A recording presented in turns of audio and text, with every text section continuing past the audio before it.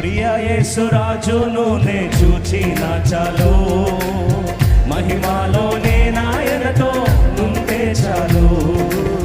ప్రియ యేసు రాజును నే చూచిన చాలు, మహిమలోనే నాయనతో ఉంటే చాలు.